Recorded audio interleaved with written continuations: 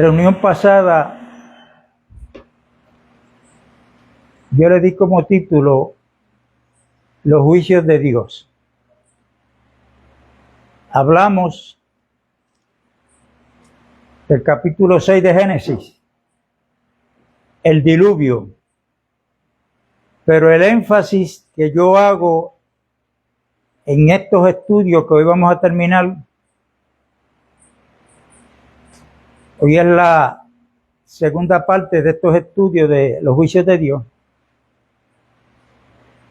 es que veamos por qué Dios envió el diluvio. ¿Por qué Dios en el capítulo 11 de Génesis confundió la lengua de los que vivían en ese entonces, que hablaban una sola lengua, o sea, un solo idioma? Ellos comenzaron a hacer una torre y la idea era que la cúspide de esa torre llegara ¿a dónde? Al cielo. Y ellos dijeron, le vamos a poner un nombre por si fuéramos esparcidos por el mundo.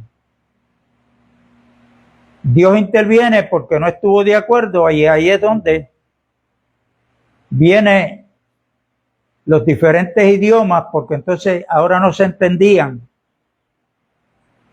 lo que hablaban y tuvieron que dejar de hacer lo que se habían propuesto hacer. Y que el único que podía evitar que ellos siguieran haciendo esa torre era Dios. Porque Dios mismo dice desde arriba que nada ni nadie los va a hacer, a lograr en ellos que dejen de hacer lo que ya comenzaron. Pero vemos que Dios lo logró. Y aunque eso es historia, recuerden que en Romanos 15 dice que las cosas que se escribieron están para nuestra enseñanza.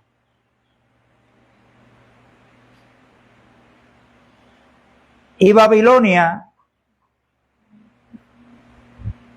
donde comenzó el hombre a construir esa torre, uno dice, puede llegar a la conclusión, wow, pero ¿cuántos años van de eso?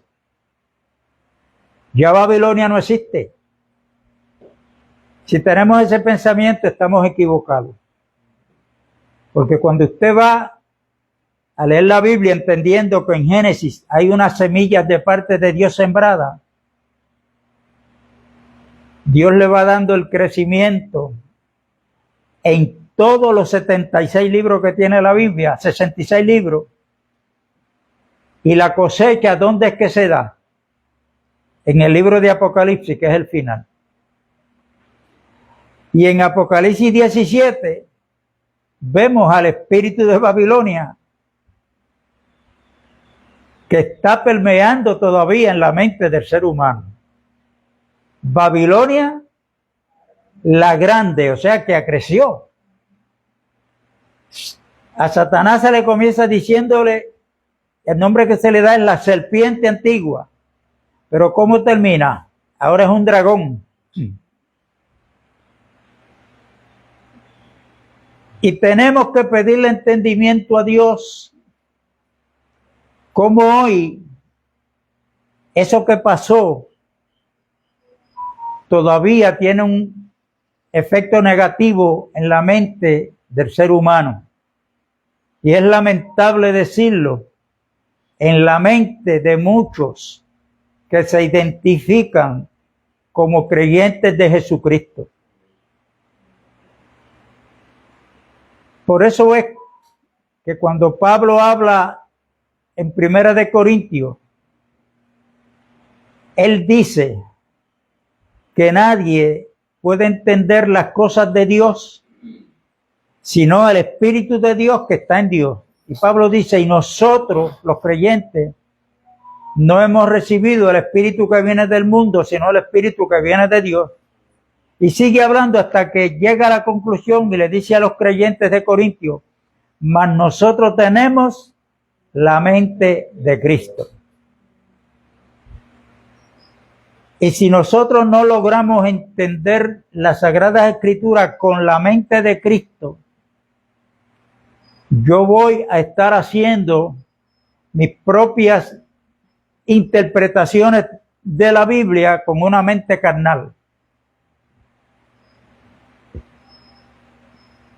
Y cuando yo voy a escudriñar la Biblia, yo me tengo que despojar primero de unas creencias que yo puedo tener, unas conclusiones. Yo tengo que ir en blanco pidiéndole a Dios que el Espíritu Santo sea el que me alumbre para yo poder interpretar lo que Él nos quiere decir a través de las Escrituras, de lo que está escrito. En Ezequiel Dios prometió poner un corazón nuevo y ¿qué más? Y una mente nueva. Esa mente es la mente de Cristo. Cuando vemos a Cristo en su ministerio terrenal, Él como hombre nunca apeló a su voluntad, sino siempre Él caminó, predicó, enseñó. Todo lo hacía siendo dirigido por el Padre. Porque Él bien claro lo dijo, yo no he venido a hacer mi voluntad, sino la voluntad del que me envió. Nosotros tenemos que ver ese orden en las Escrituras, que hoy nosotros como creyentes, quien manda en la iglesia, que el que sabe en la iglesia, que el que puede en la iglesia se llama Cristo. Se llama Cristo. Y por eso es que Cristo cuando predicaba, cuando enseñaba, Él terminaba diciendo, el que tenga oídos para oír, oiga. Oídos para oír. Porque hay quienes, y esto ha surgido en todos los tiempos de la raza humana, hay quienes tienen oídos pero no escuchan. Porque ya tienen su mente prejuiciada. No, las cosas son como yo las veo, como yo las creo, como yo las digo. Y el creyente verdadero tiene que decir, esto es como dice el Señor.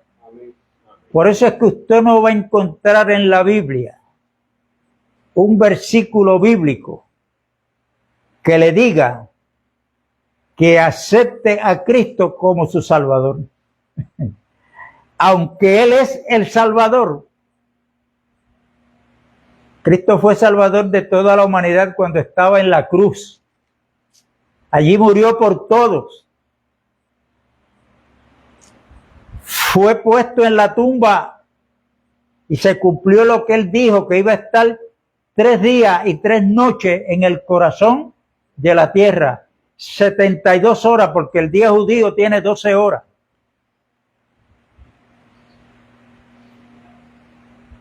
Al cumplimiento de esas 72 horas, el Padre le resucitó de entre los muertos. Ascendió a los cielos, presentando la sangre que Él derramó para la redención y perdón de nuestros pecados. Y Él se presenta como la ofrenda. Dios acepta la ofrenda que es su Hijo y el precio que Él pagó, que es su sangre, que hoy clama mejor que la de Abel. Y le dijo, siéntate a mi diestra hasta que ponga a todos tus enemigos por estrado de tus pies. Pero allí, dice Pablo escribiendo a los filipenses, que Jesús, que es el nombre humano que se le dio, que significa Salvador, allí recibió un nombre que es sobre todo nombre, para que en el nombre de Jesús se doble toda rodilla de los que están en el cielo, en la tierra y debajo de la tierra, y toda lengua confiese que Jesucristo es el Señor.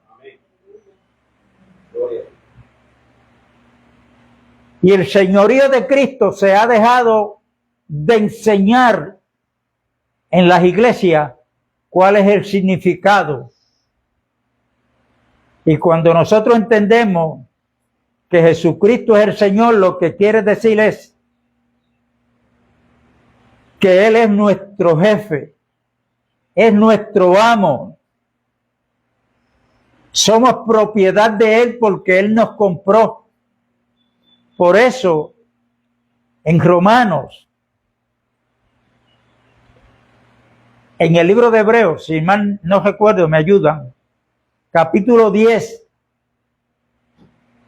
dice que cerca de ti está la palabra que se predica, está en tu lengua. ¿Y cuál es esa palabra?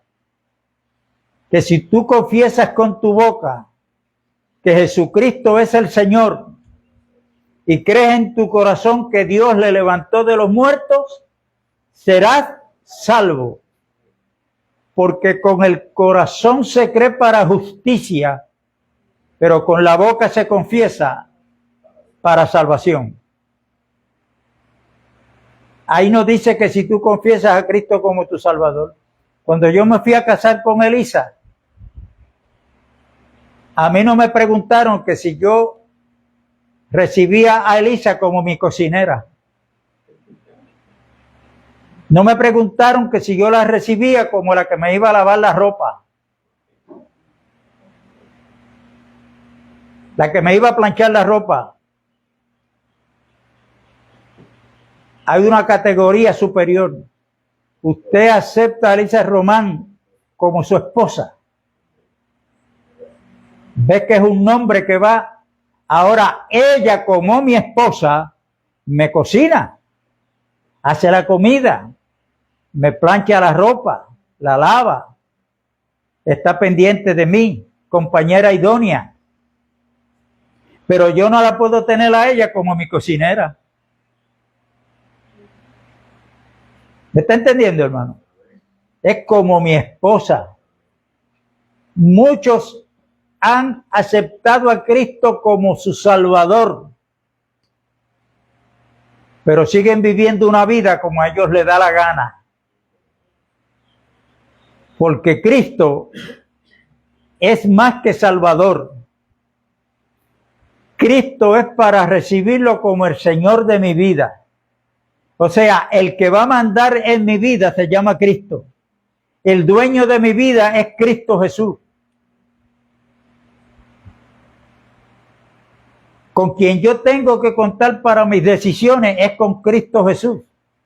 Si Él es el Señor de mi vida. Por eso en Lucas 6:46 Él dice, oye, tú que me llamas Señor, Señor, ¿por qué no haces lo que yo te digo? ¿Por qué? Porque Cristo lo que vino predicando fue y trajo del cielo fue el reino de los cielos. Y en un reino, quien manda no son los súbditos. Quien manda en un reino es el rey. Es el rey. Y el rey del reino de los cielos se llama Jesucristo. Jesús cuando estuvo en la cruz, Cristo el Mesías, el que fue enviado, pero ahora recibe un nombre que va por encima de esos nombres, que es el Señor. Mi amo, mi jefe, mi máxima autoridad, el que manda, el que sabe, el que puede. Y eso se va a lograr en aquellos que estemos en la disposición, porque nos conviene someter nuestra voluntad a la voluntad del Señor. No que se haga mi voluntad, sino tu voluntad. Y para conocer la voluntad del Señor está escrita aquí en las Sagradas Escrituras. En las Sagradas Escrituras está.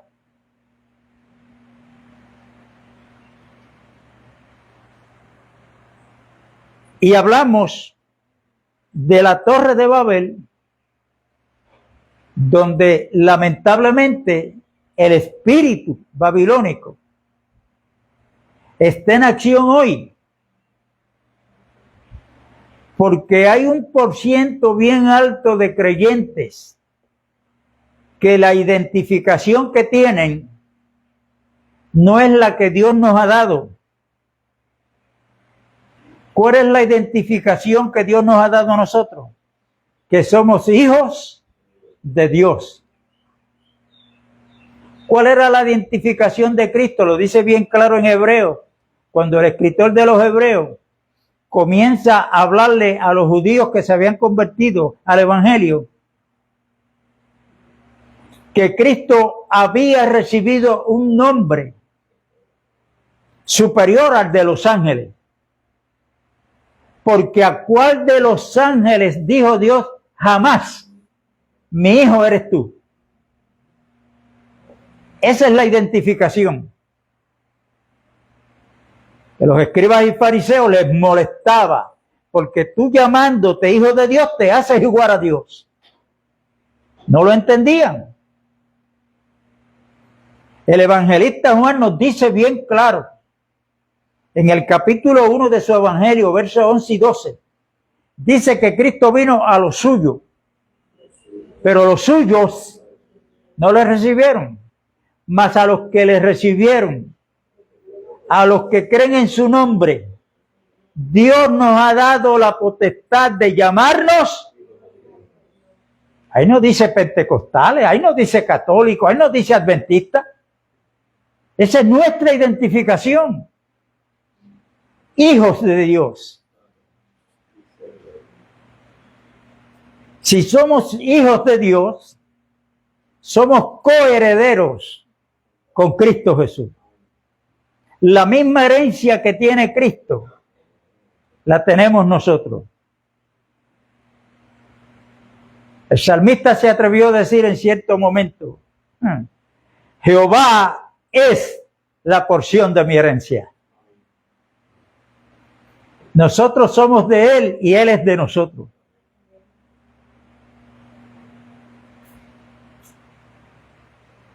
Y lamentablemente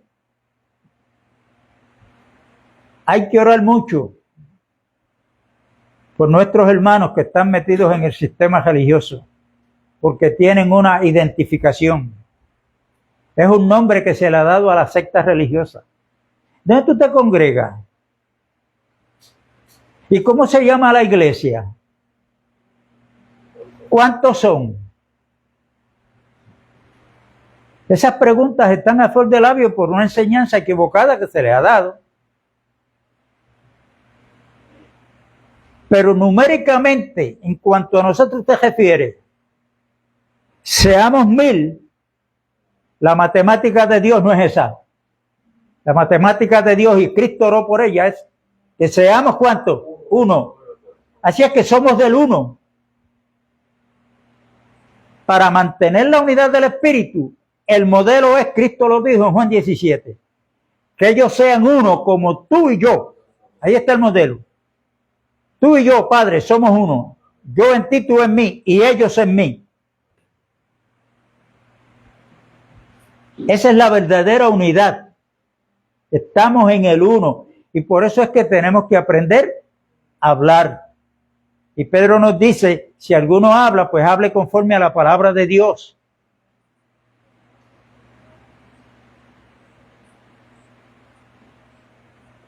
Por eso es que no necesariamente porque en una congregación se congreguen 1000 por la mañana y 1000 por la tarde, porque tienen que dar 2 cultos. Esa palabra también está mal dicha. En el único lugar que el Nuevo Testamento habla de culto es en Romanos capítulo 12, que dice que presentemos nuestros cuerpos en sacrificio vivo y santo, agradable a Dios, porque este es nuestro culto racional. O sea, el culto que tiene razón de ser. que yo todos los días me presente ante Dios y le presente este cuerpo tanto por fuera como por dentro, entendiendo que lo que quiere hacer Dios conmigo no es por fuera, sino es por dentro, para que lo que Dios está haciendo por dentro, en nuestro interior, sea manifestado a través de lo que se pueda ver. Por eso Pablo dice de los corintios, porque antes había una costumbre que en muchos sitios todavía la practican, en muchas congregaciones, y era que si tú estabas en una congregación, llevabas 5 o 10 años ahí, pero por alguna razón ya no podías congregarte más ahí porque te mudaste, y ahora estás buscando una congregación de la misma denominación que tú saliste para congregarte, ¿qué era lo que pedía el pastor? ¿De dónde tú vienes? Pues tráete una carta de recomendación de tu pastor. Eso no es nuevo. Eso Pablo se enfrentó con esa situación y le dijo a los corintios que muchos necesitaban cartas de recomendación, pero Pablo le dice a los corintios, pero ustedes son las cartas abiertas, escritas no con tinta, sino por el Espíritu de Dios. O sea, para los que están fuera, que nos lean. Y nos van a leer viendo nuestra conducta.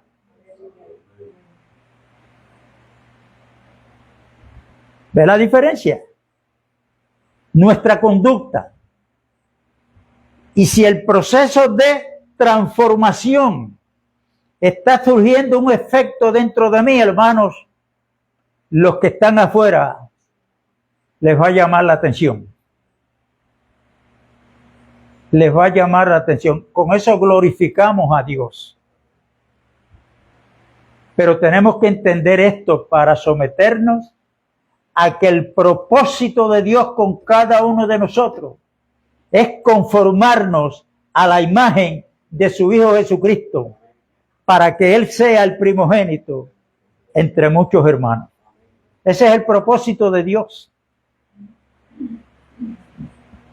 que es el mismo para todos los creyentes. Por eso es que muchos falsos profetas, Dios tiene un propósito contigo, Dios tiene tu propósito. Usted deténgalo ahí, pero dime cuál es el propósito. Porque hay muchos falsos profetas, se van a levantar más, se van a seguir levantando. Pero recuerde que el propósito de Dios, no, que Dios tiene un propósito contigo, es que le compres un terreno, que le hagas casa. El que me lo diga a mí ahora, pues yo te reprendo en el nombre de Jesús. Bien sencillo, y cambia tu mente porque tú estás equivocado. Tenemos que estar preparados para defender la verdad, aunque nos cueste lo que nos cueste. Pero no es para que me defienda yo, es la verdad. Es el evangelio del reino de los cielos. Amén. Y Babilonia ahí está. Apocalipsis 17, Babilonia la grande, quiere decir que ha crecido. Desde allá hasta acá ha crecido. Y de ahí hay una voz del cielo, que es la voz de Dios, que dice, sal de en medio de ella, pueblo mío. ¿Y por qué Dios tendría que decir eso? Bueno, porque del siglo IV en adelante, después de Cristo, Babilonia, Satanás usando a Constantino, comenzó a traer doctrinas heréticas y contaminó a la iglesia. Y hoy, cuando Martín Lutero sale de Roma, él salió con una palabra buena, pero la estructura del sistema romano, él se lo trajo con él. Él se lo trajo con él. La visión de los templos, el formato de las reuniones, etcétera, etcétera, etcétera. Y nosotros, yo le doy gracias a Dios porque creo y entiendo que aunque todavía podamos tener algo de Babilonia, pero vamos en dirección de renunciar a todo aquello que no pertenece al reino de Dios, aunque nos cueste. ¿Ok? Y el último juicio que yo quiero hablar es el de Sodoma y Gomorra. Si yo pregunto, ¿cuál fue el pecado de Sodoma y Gomorra?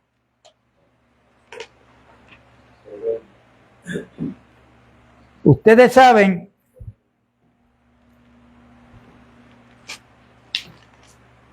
que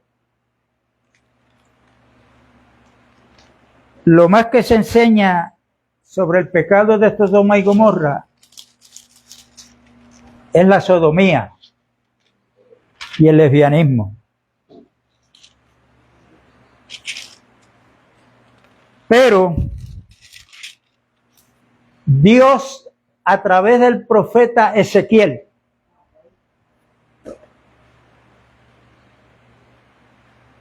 le habla a su pueblo en ese entonces.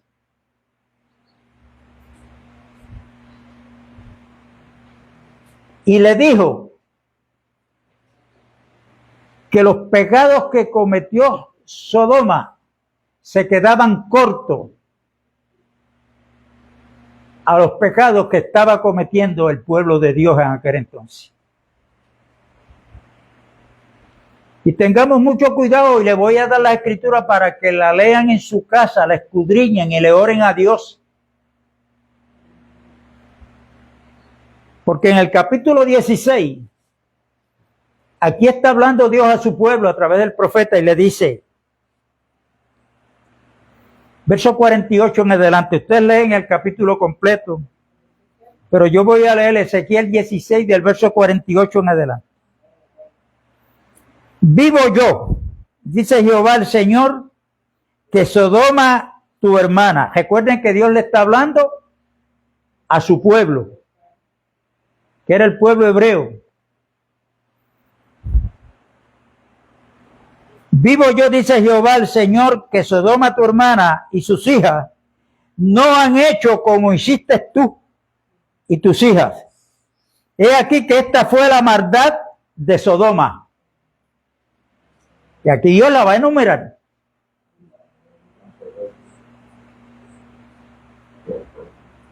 Lo primero fue la soberbia. Saciedad de pan. Tenían en abundancia. Estaban satisfechos. No pasaban hambre física.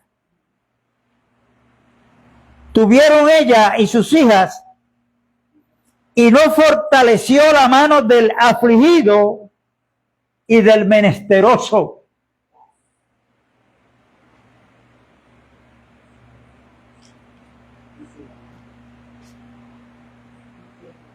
En el día de hoy, en el sistema religioso, una butaca que ponen dentro de los locales, para muchos pastores vale más que el hermano o la hermana que se va a sentar ahí.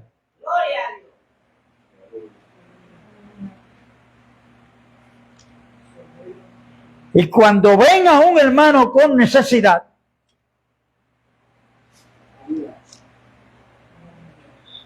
lo único que tenemos en la religión para ese hermano o esa hermana es la oración.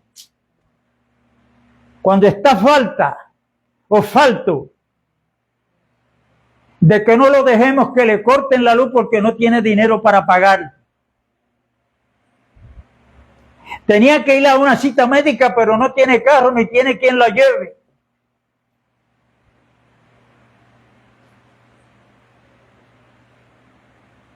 Y Cristo lo advirtió que por haberse multiplicado la maldad, el amor de muchos se iba a enfriar. Y nosotros estamos viviendo, y yo lo he dicho muchas veces, el tiempo de la Odisea. Los pastores, las religiones están contentas porque tienen unos imperios que olvídese. ¿Ah? Trayendo enseñanzas del Viejo Testamento, implementarla en las iglesias, una de ellas es el diezmo.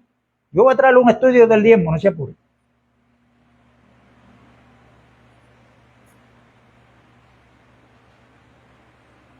Cuando Jesucristo en Juan capítulo 3 y verso 34 dijo, un mandamiento nuevo les voy a dar.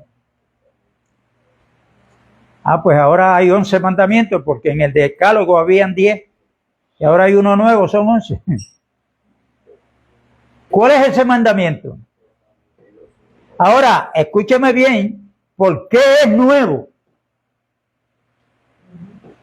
Porque en el decálogo Dios decía y demandaba que había que amarlo a Él sobre todas las cosas, con nuestra mente, con nuestra fuerza. ¿Y qué más? Y al prójimo como a ti mismo. Ese mandamiento estaba. Ahora Jesucristo dice, le voy a dar un mandamiento nuevo. ¿Por qué nuevo? Él dijo, ese mandamiento es que se amen los unos a los otros, pero no lo dejó ahí. Hay un modelo, cómo es que nos tenemos que amar. Jesús dijo, como yo los he amado. Esa última frase de Cristo es lo que hace el mandamiento que es nuevo, porque hay un modelo a seguir.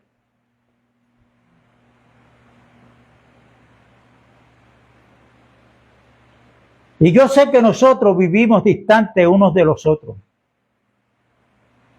No podemos estar visitándonos a menudo. Pero levante la mano los que hay aquí, ¿cuántos no tienen teléfono? ¿Sabe usted el número de teléfono de algún hermano aquí?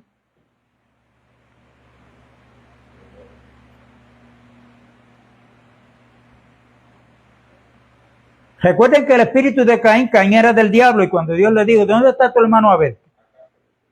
¿Qué fue lo que le dijo Caín a Dios? ¿Acaso soy yo guarda de mi hermano? Pero cuando Cristo está orándole al Padre, en Juan capítulo 17 le dijo, Padre, los que tú me has dado, yo los he guardado hasta el fin. Y nosotros tenemos que ser guardianes el uno del otro. Si hay un hermano que no viene a la reunión, eso me tiene que preocupar a mí. Si no puedo visitarlo, por la razón que sea. Pero mire, el teléfono. Hermano, no te vi en la reunión, ahí tienes algún problema.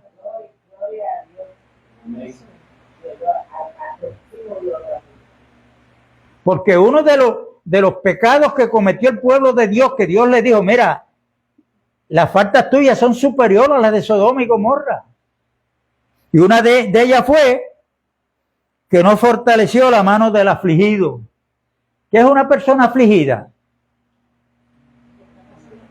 Bueno, está pasando por un problema, está triste, está llorando, está preocupado. Tengan cuidado porque hay muchos creyentes que se creen que son de piedra. Y cuando ven a un hermano pasar necesidad por alguna tristeza de algo, hermano, ¿dónde está tu fe? Tenemos que tener cuidado con muchos comentarios. La fe está ahí. Es que la Biblia nos enseña a que llevemos o sobrellevemos las cargas los unos de los otros. Y un sufrimiento puede ser una carga para mí, como padre, para ti, como padre, como madre. ¿Y cómo yo voy a sobrellevar? Pues yo le voy a hacer saber a ese hermano o a esa hermana que yo soy uno. Lloro con los que lloran, y río con los que ríen. Pero si ese hermano que está o esa hermana que está pasando por esa aflicción, yo hago acto de presencia. Yo no puedo irlo a ver porque es que estoy cansado. Bueno, Pablo escribiendo a los filipenses nos dice a nosotros hoy que el sentir que hubo en Cristo es el que debe de estar en nosotros. Y sigue hablando y dice que no busquemos nuestro propio bien, sino el del otro. Pero somos expertos dando excusas. Y es que ese amor que dice Romanos 5 y verso 5, que fue derramado en nuestros corazones, es el amor de Dios. Pero ese amor tiene que ser perfeccionado. Tiene que ser perfeccionado. Y es yo teniendo una fe, pero no una fe muerta, inactiva. La fe que Dios nos ha dado es una fe activa para que actuemos,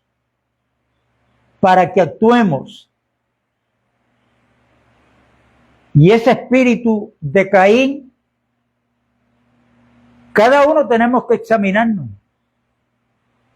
Cuando llegamos a la reunión, que es un día nada más que nos congregamos aquí, mirar a ver, a Dios no veo al hermano, ¿qué pasó?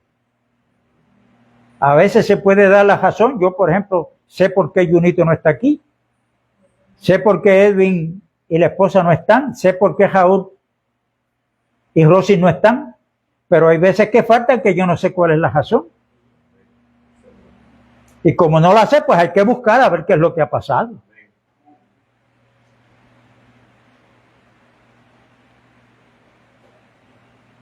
A mí me dio un bajón de azúcar el viernes por la noche, a las 2 de la mañana. Elisa llamó a Lucy, Lucy llamó a la hija. Rápido, aquí había un... Yo le dije después que caí en tiempo, yo le dije, bueno, como ustedes durante la semana no me visitan. El azúcar me bajó para que a las 3 de la mañana estuvieran aquí.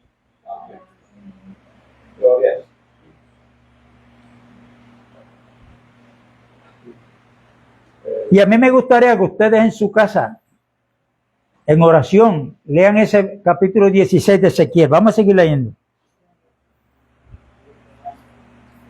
No fortaleció la mano del afligido ni del menesteroso. Hay veces que uno va a un lugar que uno sabe que ese muchacho o esa joven mujer que está ahí pidiendo dinero, ya uno sabe que es para la droga. Entonces uno dice, yo no le doy porque es para la droga.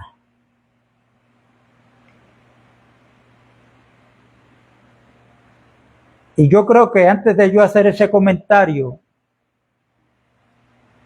yo debo pensar en mí mismo y decir, ¿será porque ella o él la va a usar para la droga o es que yo soy tacaño y no me gusta cooperar con nadie? Porque no nos examinamos a nosotros mismos. Y esto nos pasa a todos. ¿Por qué yo no le doy la mano al menesteroso?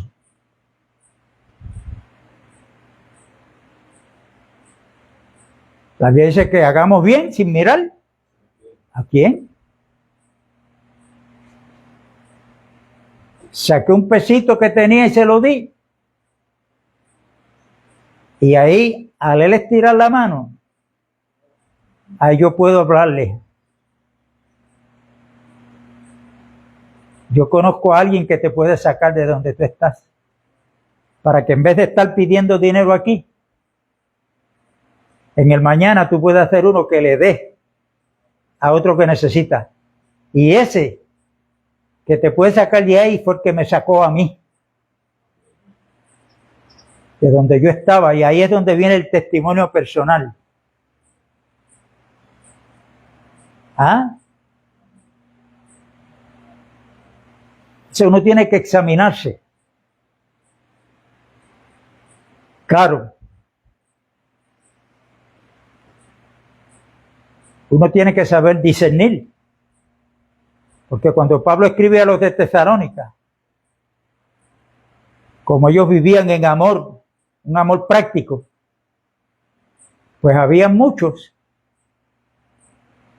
Si como quiera a mí me van a mantener. La iglesia me sostiene, me mantiene, me da para mis necesidades. Y lo que hacían era estar en ociosidad. Y Pablo lo supo y le dijo, pues vamos a hacer una cosa aquí. El que no trabaje, pues que no coma. Eso era una palabra apostólica, una palabra con autoridad. Porque no era que no podían trabajar porque estaban enfermos. No, era que, espérate, si aquí me mantienen. Y hay que tener cuidado con todo eso, ¿no? Amén. Verso 50. Y se llenaron de soberbia e hicieron abominación. Lo ves que la abominación está a lo último. Delante de mí, y cuando los vi, los quité. O sea, que todos esos actos que ellos hacían, los llevó esta ciudad a caer en la sodomía y el lesbianismo. Pero lo primero, eso en muchos sitios se está practicando. Se olvidan del menesteroso, porque ¿cuál es la excusa que ponen muchos pastores que enseñan sobre el diezmo? Bueno, el local donde nos congregamos, el templo, la casa de Dios, conlleva un mantenimiento. Y si la iglesia que se congrega ahí no provee, ¿con qué se va a mantener?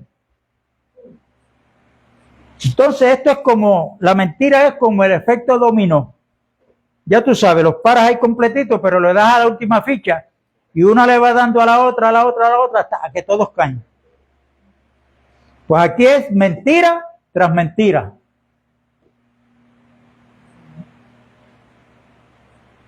Exigen el diezmo, que es una mentira para el nuevo pacto. Y otra mentira es porque la casa de Dios hay que mantenerla y darle mantenimiento. Hay que pagar la luz, el agua, hay que pintar. Mentira tras mentira. Hay concilios que las iglesias no solamente tiene que dar el diezmo, sino que le tiene que pagar un sueldo al pastor y tenerle una casa pastoral. Y la tiene que pagar la iglesia.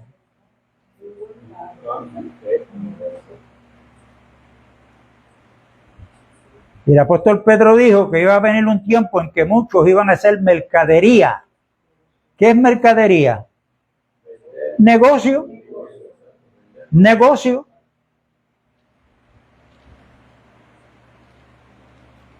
Y yo a veces digo, pero ¿cómo leen la Biblia? Bendito sea Dios.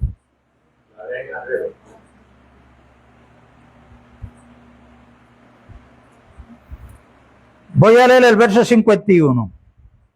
Y Samaria no cometió ni la mitad de tus pecados, porque tú multiplicaste tus abominaciones más que ella, y has justificado a tus hermanas con todas las abominaciones que tú hiciste. ¿Usted sabe lo que es justificar? Estar de acuerdo con lo que esa persona está haciendo, aunque sea mala.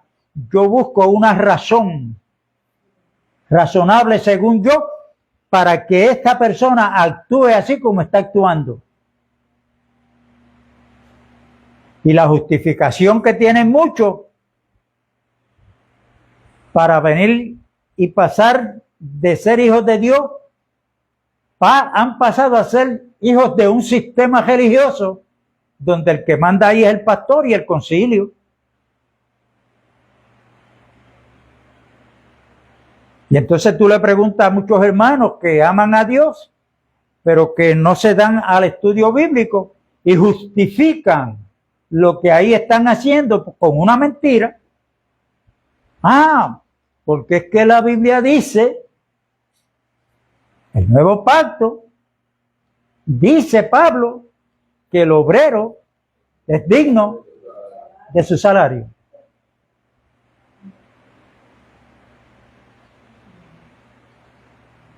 Y eso fue lo que Pablo le dijo a Timoteo. Pero Pablo está cogiendo unas palabras que las dijo primero que Pablo, las dijo Cristo. Y están en Mateo capítulo 10. Cuando él envió a los 12 apóstoles, les dijo que no llevaran alforja, no llevaran bastón. En otras palabras, vayan con las manos limpias. Ustedes no tienen que llevar nada. Cuando entren a un hogar que les den algo de comer, cómanselo, porque el obrero es digno de su salario. ¿A qué se estaba refiriendo Cristo? Ahí. A la comida que el Señor iba a poner en el corazón de esa familia para que le diera a los apóstoles. Ahí no está hablando de dinero. Ese era el salario.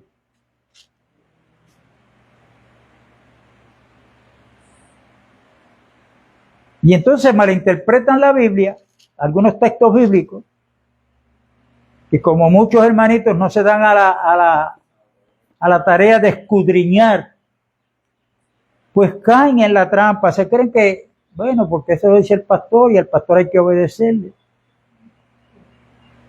Pero en el sistema religioso, ¿quién se puede levantar o se atreve o sentarse? Pastor, quiero hablar con usted. Y decirle ahí en la cara, usted está mal. Y con eso no va a dejar de ser pastor.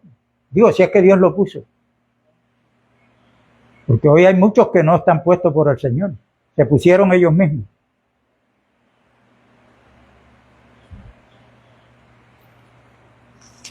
Y yo quise traer, y le puse como título, los juicios de Dios. Porque lo vamos ahora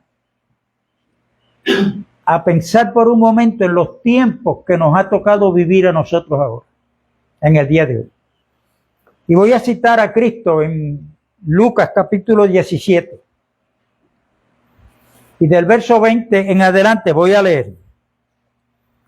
Preguntando por los fariseos cuándo había de venir el reino de Dios, le respondió y dijo, el reino de Dios no vendrá con advertencia, ni dirán, helo aquí o helo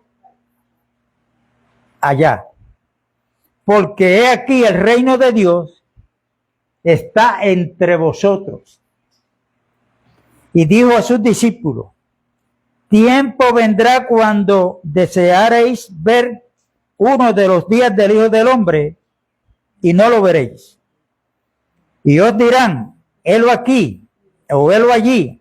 No vayan ni lo sigáis, porque como el relámpago que al figurar resplandece desde un extremo del cielo hasta el otro, así también será el Hijo del Hombre en su día.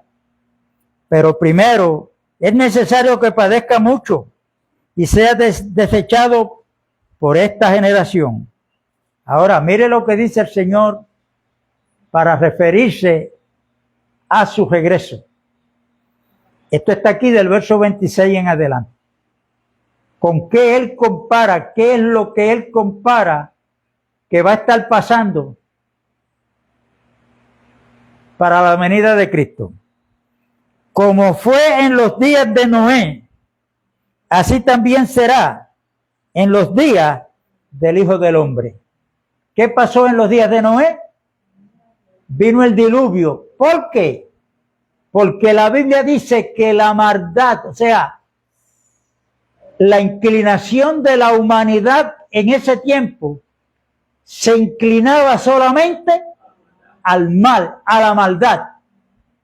Ah, pero eso fue para los días de Noé. No, un momentito. ¿Qué es lo que estamos viviendo hoy? ¿Ah?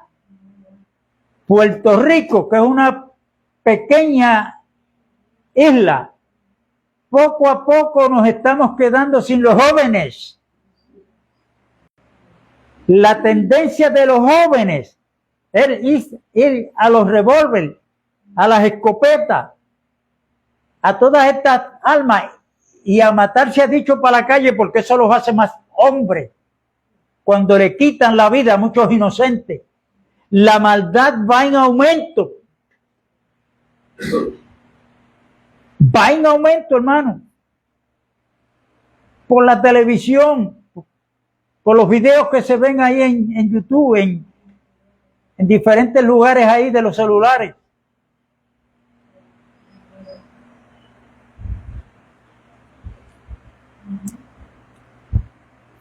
Y él dice, el verso 27, en ese tiempo de Noé comían, bebían, se casaban y se daban en casamiento hasta el día en que entró Noé en el arca y vino el diluvio y los destruyó a todos. Sigue Jesucristo hablando. Verso 28. Asimismo, como sucedió en los días de Lot. Comían, bebían, compraban, vendían, plantaban, edificaban. Mas el día en que Lot salió de Sodoma, llovió del cielo fuego y azufre y los destruyó a todos. Así será el día en que el Hijo del Hombre se manifieste. Ya leímos el pecado de Sodoma en Ezequiel 16, que es lo que está pasando en el día de hoy. Y uno dice, pero ven acá, si siempre se ha comprado, siempre se ha vendido, el casamiento siempre.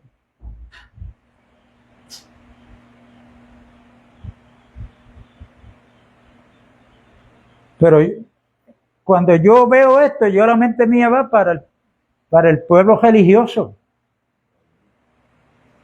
Mientras más días pasan, más hay evangélicos preocupados porque tienen que comprar un terreno para edificarle casa a Jehová. Compraban, vendían. Ahora aquí hay en la número, en la carretera hasta que va para Corozal. Ahí hay una congregación que el pastor que la fundó murió. Ahí queda un pastor más joven. Tienen un local. Se pierden allí dentro, porque es un local grande. ¿Qué han hecho? Un terreno donde estaban las fábricas en Tobalta. Lo compraron para hacer un edificio nuevo. Teniendo uno que no lo deben a nadie.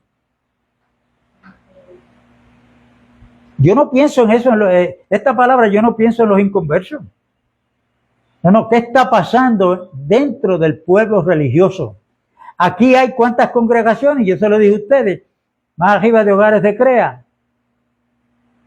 que más abajito hay una congregación del Movimiento Misionero Mundial, pues más arriba de ellos hay unos hermanos que viven allá en, ¿cómo que se llama aquello allá? En Marchán. Pues compraron un terreno ahí y están edificándole casa a Jehová. Y eso está a nivel 32 millones le dio FEMA allá a Fon en Carolina, el hijo de Rodolfo. 32 millones. Y como dijo él en Jugando Pelota Dura, para hacerle casa nueva a Jehová.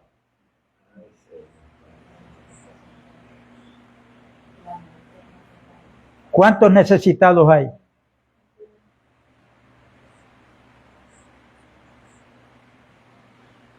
Aquello va a ser de lujo allí.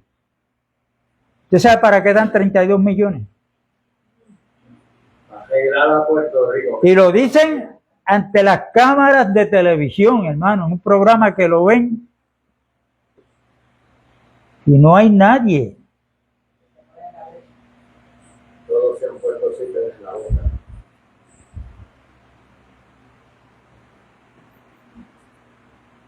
Mas el día en que Lot salió de Sodoma, llovió del cielo azufre, fuego y azufre, y los destruyó a todos.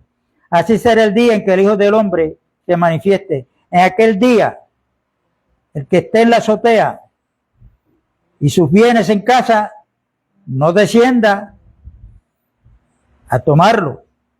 Y el que en el campo, asimismo, no vuelva atrás.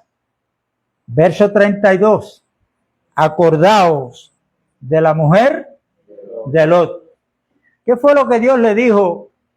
El ángel le dijo a Lot y a la mujer y a las hijas, porque los yernos no quisieron salir. Que salieran pero no miraran atrás.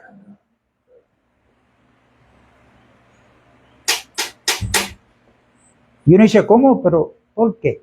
Mire, la mujer de Lot y Lot, el tiempo que llevaban viviendo ahí en Sodoma, Lot era un hombre rico. Lot estaba a la puerta cuando llegaron los ángeles. Dios estaba a la puerta de la ciudad. ¿Tú sabes lo que significa eso?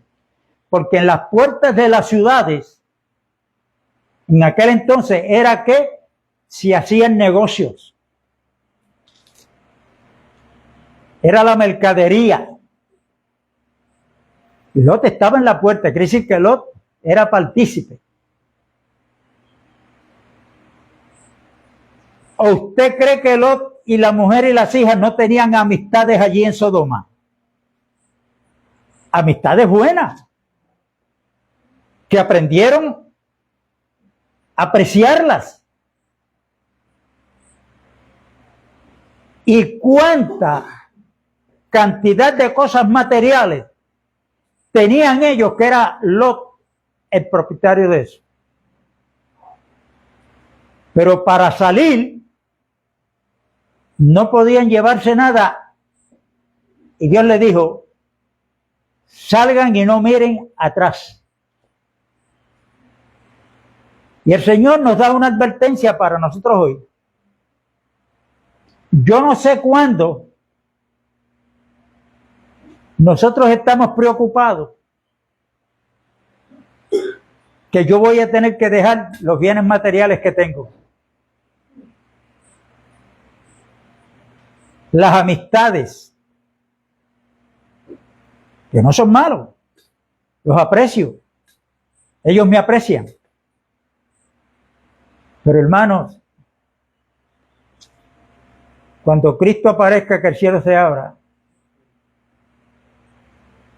hay 5 vírgenes prudentes y hay 5 insensatas. Las 10 esperaban al esposo. Las 10 tenían lámpara. Las 10 tomaron aceite, pero hay 5 que tomaron aceite en sus vasijas y tenían suficiente porque el esperar era un momento largo, no era de un día para otro. Y cuando llegó el momento de que el novio aparece, las 5 vírgenes insensatas se habían quedado dormidas a las 10 y cuando despertaron al sonido, ahí viene el esposo, se dieron cuenta que sus lámparas se estaban apagando. Escúcheme bien lo que le voy a decir. O no yo voy a citar la Biblia.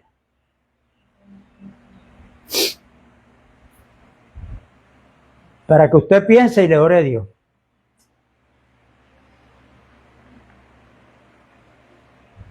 Cuando esas 5 vírgenes insensatas se dieron cuenta que las lámparas de ellas se estaban apagando, fueron donde las prudentes y le pidieron. Las prudentes le dijeron, no podemos darle de nuestro aceite. Vayan y compren donde venden el aceite, pero de nosotros no podemos darle. Escúcheme bien lo que yo le voy a decir. Hay cosas que el Señor nos ha dado que no son transferibles. La salvación, el único que la da es Cristo. Que para yo tenerla, yo tengo que convertirme a Cristo. Yo la salvación no la heredo de mis padres, ni de mi hermano, ni de que un amigo me la pueda transferir. Eso es asunto mío con el Señor y el Señor conmigo. Y escúcheme bien, Dios en el nuevo pacto, después de la salvación que nos ha dado en Cristo, yo lo he dicho, lo repito hoy, lo seguiré repitiendo, la salvación que Dios nos ha dado no es la meta de Dios para nosotros. La salvación es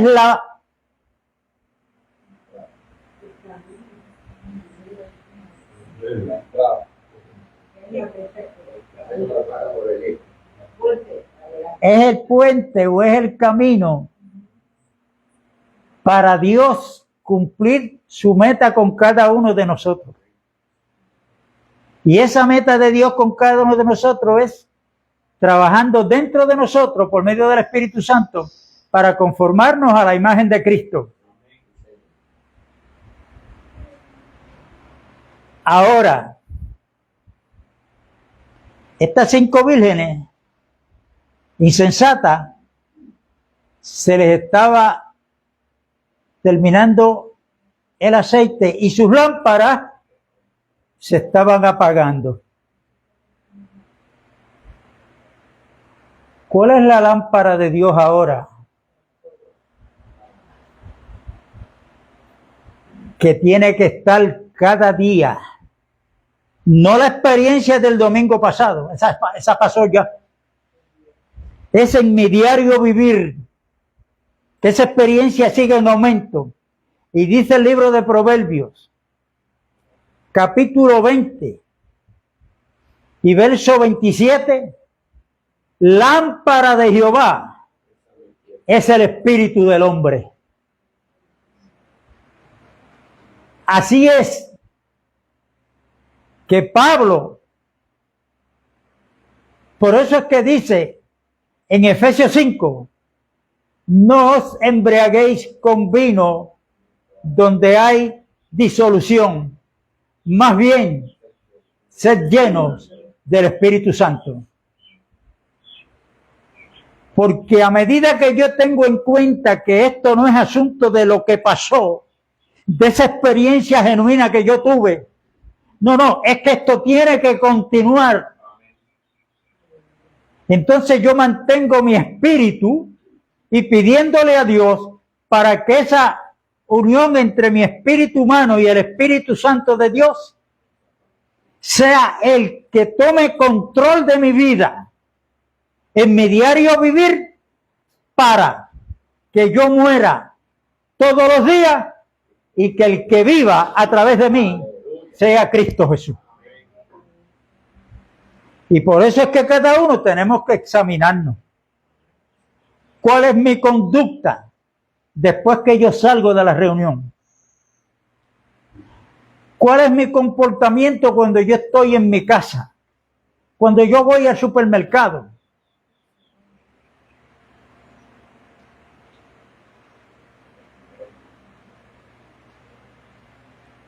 Y eso es examinarnos a nosotros mismos si estamos en la fe. Y recuerden que la experiencia de ayer o la del domingo pasado ya pasó. Yo tengo que buscar la guianza de Dios, porque los que son guiados por el Espíritu, los tales son los hijos de Dios, dice Romanos, capítulo 8.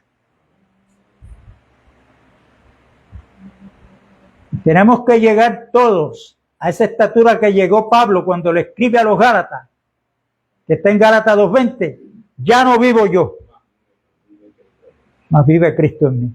Por eso Pablo decía, todos los días muero. Por eso es que Pablo dijo, para mí el vivir es Cristo. Y muchos están malinterpretando esa palabra.